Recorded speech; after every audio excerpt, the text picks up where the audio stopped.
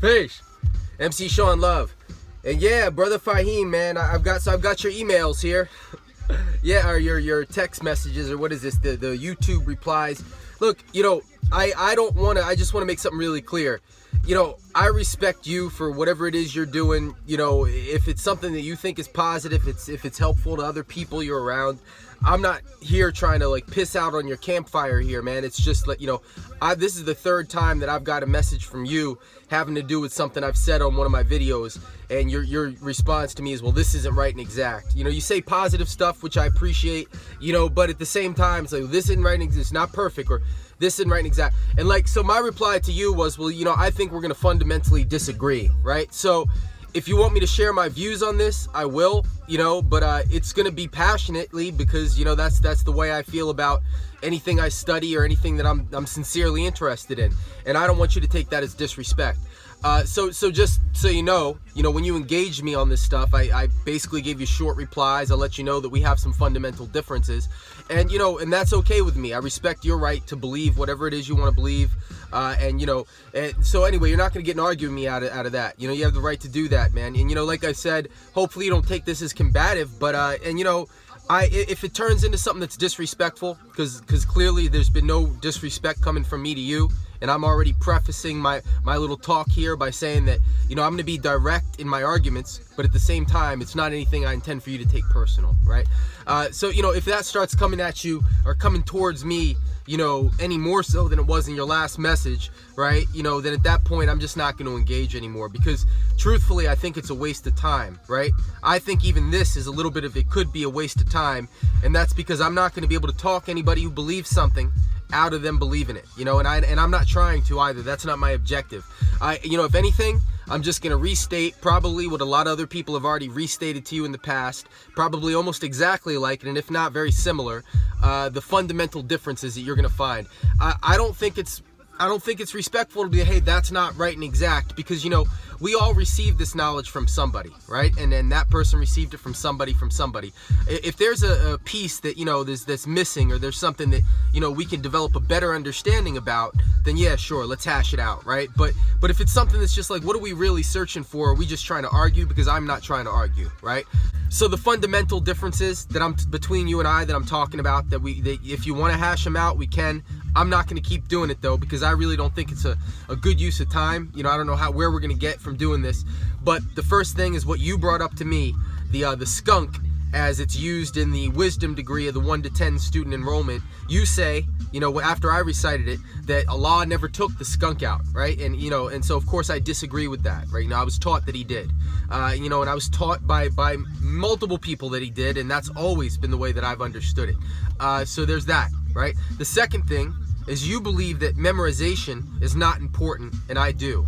As you explained it, and correct me if I'm wrong, is when you first get your lessons, you memorize them and you'll be examined, but then you don't have to remember them later in life. And I completely disagree with that. I think that, throughout one's life, if you're going to be calling yourself a 5%, or say that 120, right? To know it means to know it by heart, So I disagree with that, and we'll talk more about that. The third thing that we disagree about is, I think you believe, or, that religion, or, belief is an important or valuable thing, and I believe that it's a damaging thing, or I know, it's a damaging thing, right? So what you're talking about is a religious perspective on the lessons, and mine is completely non-religious, right? So there's another item we don't agree on. In other words, I don't believe that Farad was God in person. I don't believe he's coming back. I don't believe he's gonna bomb the shit out of the country, with an airplane or with a mother wheel. I don't believe in any of that. The fourth item is you believe that the devil is unreformable in all cases, right? And I say that the devil is reformable in some cases and unreformable in many cases, right? So we disagree on that. And the fifth thing, and this is the most important to me, because I think it really is the determiner of if we get anywhere, if any positive ideas are exchanged to lead to anything good, and that's you believe it's okay to be disrespectful and I don't, right? So I'm not going to disrespect you. I'm not going to name call, you know, and I'm not going to name call anybody from NGE or anybody from the Allah school in Mecca. You know, so there's some talking that we should do about that too, because like I said, in any kind of correspondence we have, once it starts getting personally disrespectful, that's when I'm out, right? Because that's not the spirit which I like to bring to these kind of talks or these kind of studies. So let's go back to point 1 about skunk of the planet Earth, all right? So the lesson, the wisdom degree in the 1 to 10, as I was taught it, man, was you know, who is the colored man? The colored man is the Caucasian white man, or Yaqub's grafted devil of the planet Earth. Skunk was removed, right, by Allah. You say no. Well, here's what I say. I say that you're not going to really find much proof from me if you're looking for me to give you proof.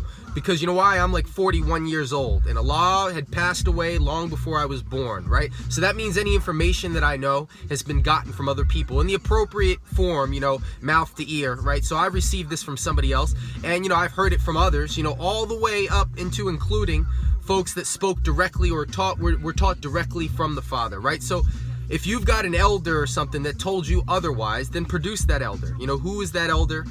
You know, let's get him on the horn and find out what I didn't learn correctly. The knowledge cipher degree in the 1 to 40 is who is that mystery God? There's not a mystery God. The Son of Man has searched for trillions of years from that mystery God, was unable to find a mystery God. So they have agreed that the only God is the Son of Man, so they lose no time searching for that does not exist, right? They agreed, so they lose no time. They agreed, so they lose no time. What do they do? How do they deal with situations as a people? They came to an agreement.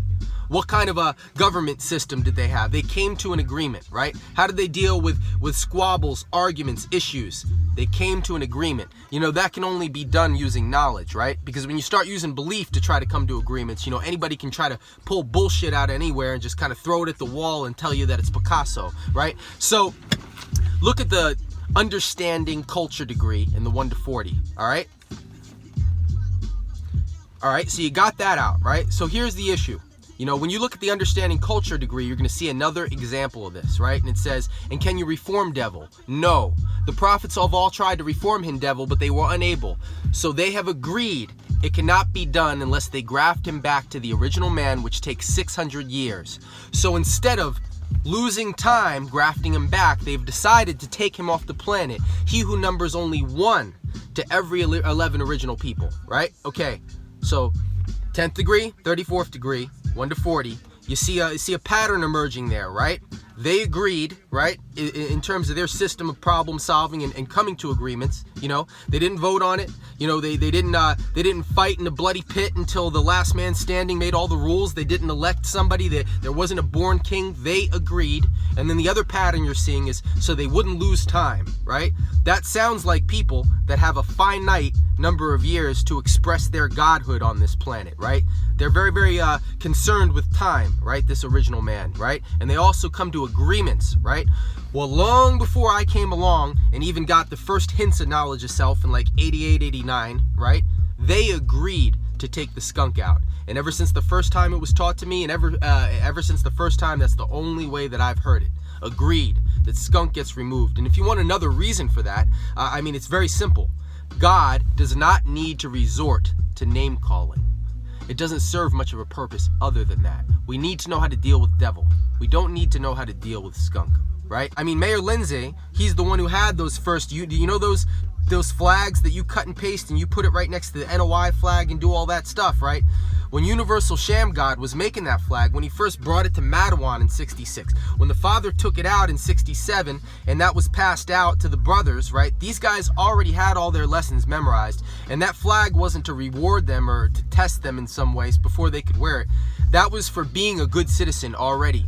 For having their lessons memorized already. That's been done, right?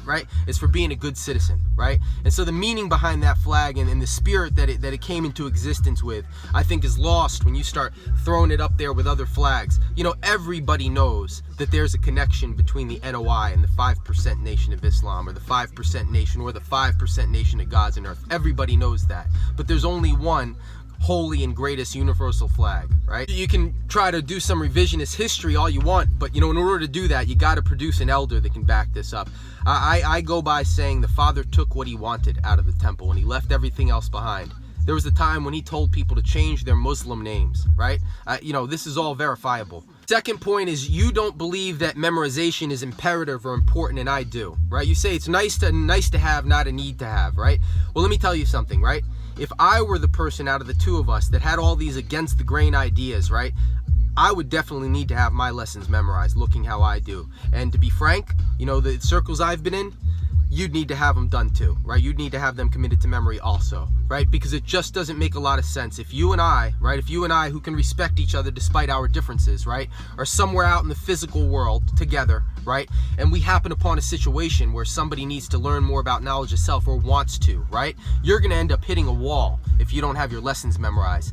We use the phrase walk and talk. You're not going to be able to walk and talk if you don't got your lesson memorized. You're going to need a book. You're going to need something additional, right? And when you're making these grand claims of saying something like the colored man has 6 ounces of brain and the original man has 7 1/2 ounces of brain, it's not going to be a good look for you if you and I are together, right? And we've got this person number 3 here, and you got to rely on me for the memorized lessons. It's not a position I believe you want to be in, but then again, I'm not a believer. It's a cultural thing, man. If you don't have your lessons memorized, then you're not living according to the culture of it. You're not making them walk and talk. You're not putting them into everyday life if you're subject to sitting down and opening up a book, right? Because for me, these exist all here. So I can pull one here, pull one from there, pull one from there, pull one from there. And for me, that's like little tools that I'm using to get through life. And not only that, not only to help my ride be a little bit smoother, but to help interact with people of all shapes, all colors, all backgrounds better, to have friendships in all walks of life. It's a lot better when I got all that on my onboard memory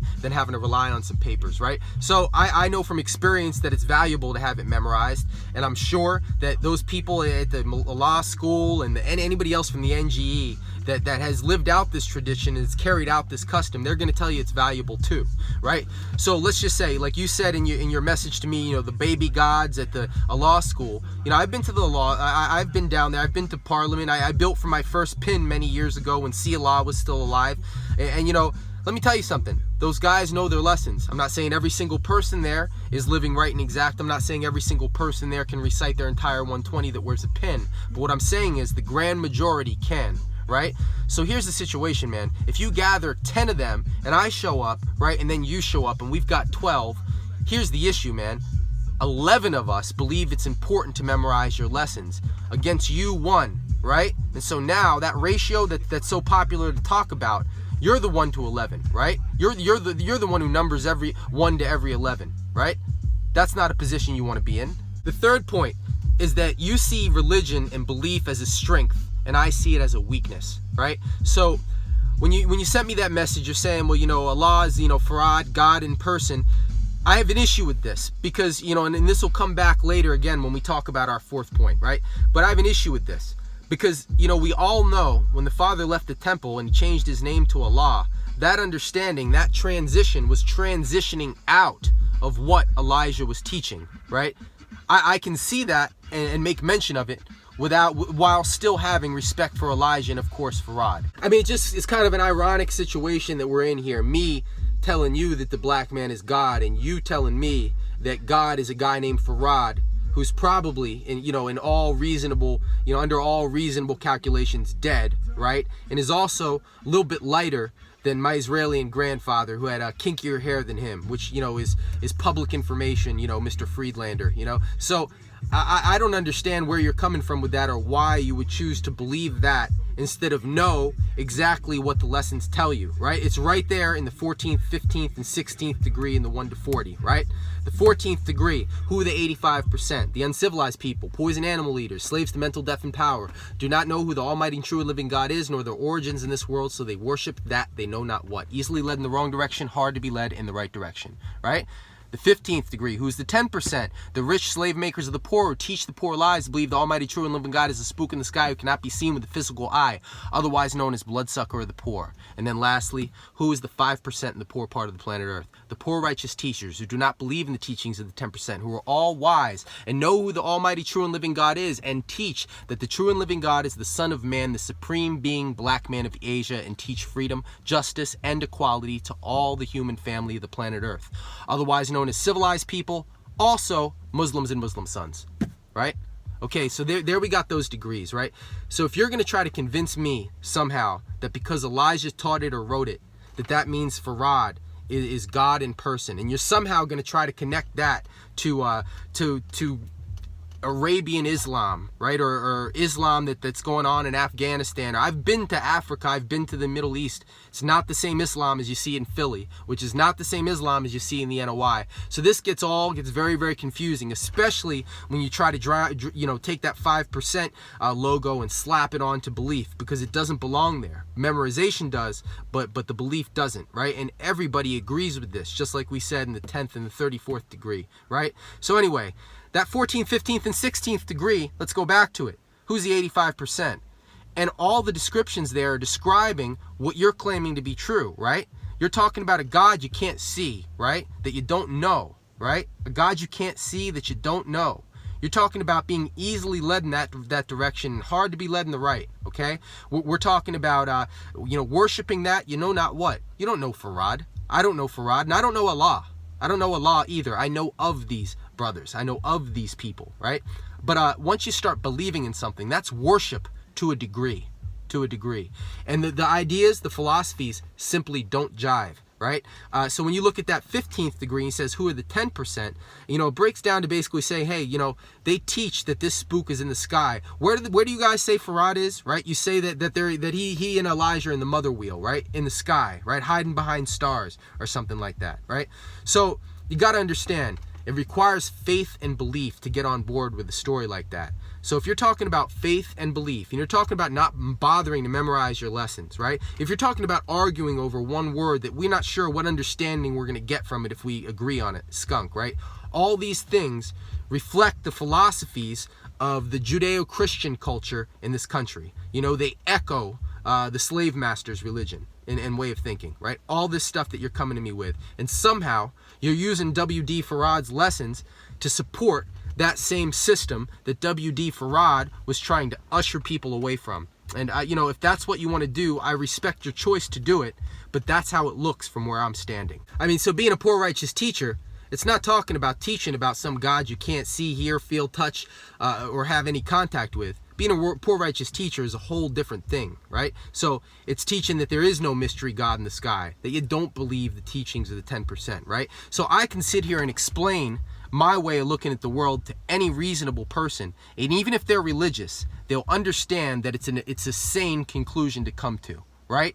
Black man's God. Why? Okay? How do I explain that to a 5-year-old or a 10-year-old? It's very simple, right? So the earth is the place we live, right? The earth is the place we live.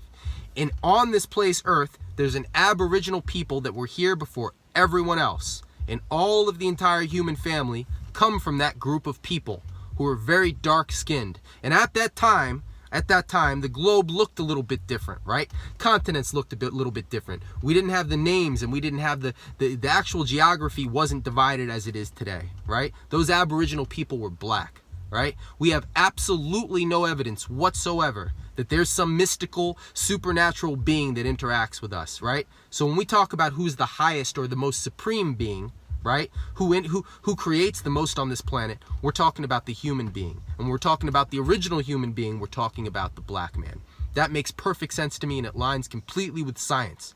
And your reaction to that is, W.D. Farad is God in person.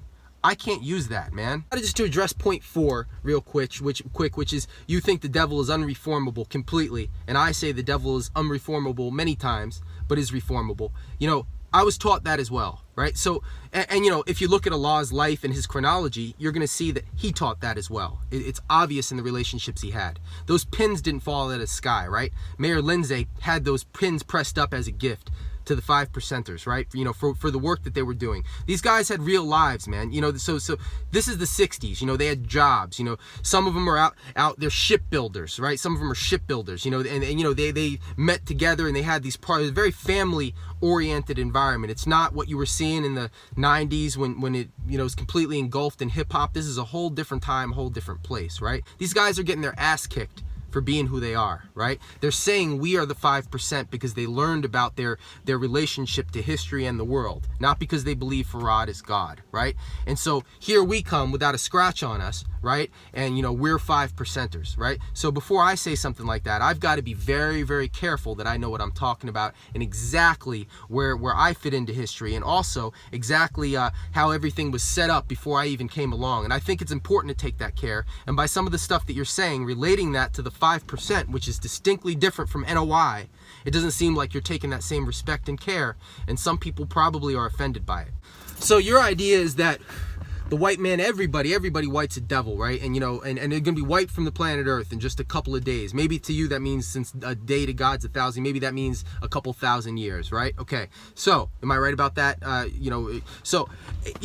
Fine. Okay, so what can I fucking do with that, right? And you say I'm a devil, right? But let me ask you something. Do you got any of my spit, my blood, or my hair? Do you know my entire genealogical background? Have you not seen a Puerto Rican lighter than me? You know, it's just very presumptuous to know my whole background, right? You know, the Earth's approximately covered in water, but we're not swimming. Think about that 10th and that 34th degree and the 1 to 40 again, when we talked about how they agreed, and that we talk about how they didn't want to lose time. Well, you tell me how it makes sense, right?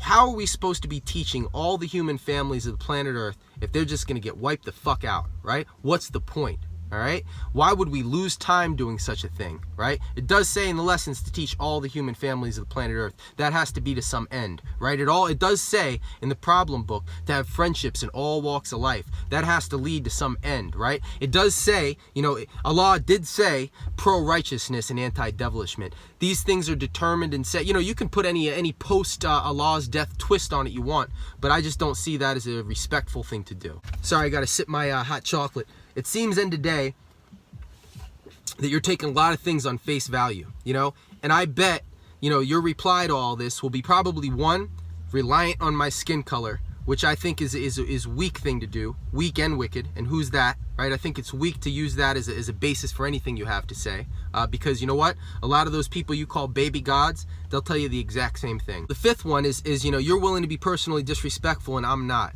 Because that's not the tone that I want to add to this culture, right? That's something that I want to avoid. Because I know we have these 4 or 5, maybe more things that are different about what we see, but I'm 100% positive, in fact, that we have a lot of things in common that we agree on, right? We come from the same root, right? So if I live Islam, right, I self-lord am master, right? You know what that means to me? That means that, what am I? Can I be a civilized person if I can't even keep and obey my own laws? The ones that I set for myself, right? The laws I set for myself have to do with reason, logic, rules, and regulations, right? They don't have to do with belief. And that's what you're coming to the table with. Why not get your own flag and you know, set something up instead of just throwing that 5% name, you know? Because to be honest with you, man, I don't want to be known as a believer. And if I have somebody out there in the world that doesn't know what this is, and you know, a lot of people escape a relationship with me in business or otherwise without finding out about my cultural background, right? I don't want them going on YouTube and watching you or somebody else completely misrepresent what this is all about, because the commitment that it takes, right, to walk and talk this math and live this out, right, it requires memorization. It requires interpretation, right? So your response is usually something like, well, you know, they might have the lessons memorized, you know, but they don't have an understanding. And I just say, show and prove that beyond a shadow of a doubt, right? Show and prove that.